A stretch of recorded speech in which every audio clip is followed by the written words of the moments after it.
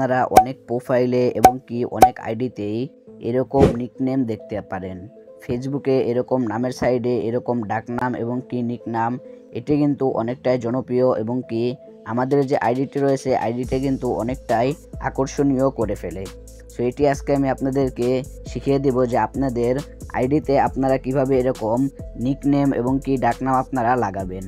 আপনারা যদি চ্যানেলে নতুন হয়ে থাকেন ভিডিওতে একটি লাইক দিয়ে চ্যানেলটি সাবস্ক্রাইব করে পাশে থাকুন। এর জন্য আপনারা সর্বপ্রথম প্লে স্টোরে চলে যাবেন। প্লে স্টোরে চলে আসার পর এখন আপনারা এখান থেকে আপনাদের যে ফেসবুক অ্যাকাউন্টে রয়েছে এটি যদি এখান থেকে আপডেট চেয়ে নেয় তাহলে কিন্তু এখান থেকে আপনারা অবশ্যই আপডেট দিয়ে দিবেন। দেখতেই পাচ্ছেন আমার ফেসবুক অ্যাকাউন্ট এটি কিন্তু আপডেট দেওয়া রয়েছে। এর জন্য কিন্তু এখানে ওপেন লেখা উঠে গেছে। আমি এখানে সিম্পলি ওপেনে ক্লিক করে দিলাম। ক্লিক করে দেওয়ার পর দেখতেই পাচ্ছেন আমাদের মাঝে কিন্তু এরকম ইন্টারফেস শো হবে। এখান থেকে আপনারা সাইডে 3 ডট নামে একটি অপশন পেয়ে যাবেন।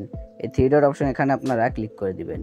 এখানে ক্লিক করে দেওয়ার পর এখানে আপনাদের যে প্রোফাইলটি রয়েছে এটি কিন্তু এখান থেকে শো হবে। এখান থেকে আপনারা আবার 3 ডট অপশন এখানে পেয়ে যাচ্ছেন। এই 3 ডট অপশন এখানে আপনারা আবার ক্লিক করে দিবেন। এখানে ক্লিক করে দেওয়ার পর আপনাদের মাঝে কিন্তু এরকম ইন্টারফেস শো হবে। এখান থেকে আপনারা সর্বপ্রথমে এডিট নামে একটি অপশন পেয়ে যাবেন। এই এডিট অপশন এখানে আপনারা ক্লিক করে দিবেন। এডিট অপশন এখানে ক্লিক করে দেওয়ার পর এখন আপনারা হালকা নিচের দিকে স্ক্রল করবেন। নিচের দিকে স্ক্রল করার পর এখানে আপনারা সবার লাস্টে আরেকটা অপশন পেয়ে যাচ্ছেন, আপনারা এখানে ক্লিক করে দিবেন। দেখতেই পাচ্ছেন আমি কিন্তু এখানে ক্লিক করে দিলাম। ক্লিক করে দেওয়ার পর এখন আপনারা হালকা নিচের দিকে স্ক্রল করবেন। হালকা নিচের দিকে স্ক্রল করার পর এখান থেকে আপনারা একটি অপশন কিন্তু এখানে পেয়ে যাচ্ছেন। দেখতেই পাচ্ছেন আপনারা এই অপশনটির ভিতরে ক্লিক করে দিবেন।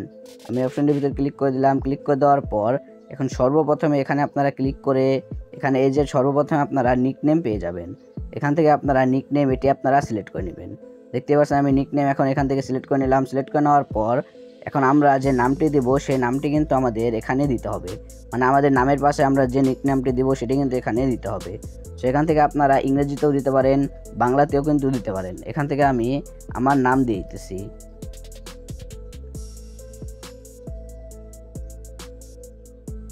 দেখতেই পাচ্ছেন এখান থেকে আমি আনাস হুসাইন কিন্তু এখান থেকে আমার যে নিকনামটি রয়েছে সেটি কিন্তু এখানে দিয়ে দিলাম।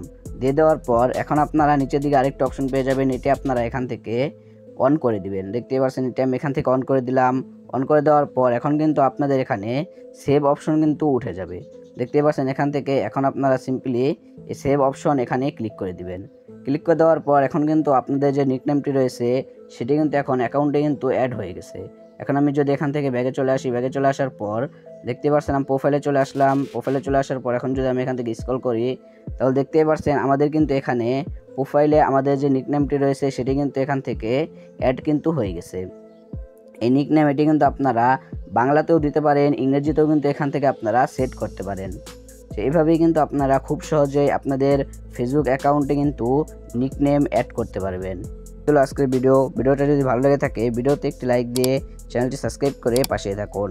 আর যারা এখন আমার ফেসবুক পেজটি ফলো করেননি ভিডিওর ডিসক্রিপশন বক্সে আমার ফেসবুক পেজের কিন্তু লিঙ্ক পেয়ে যাবেন।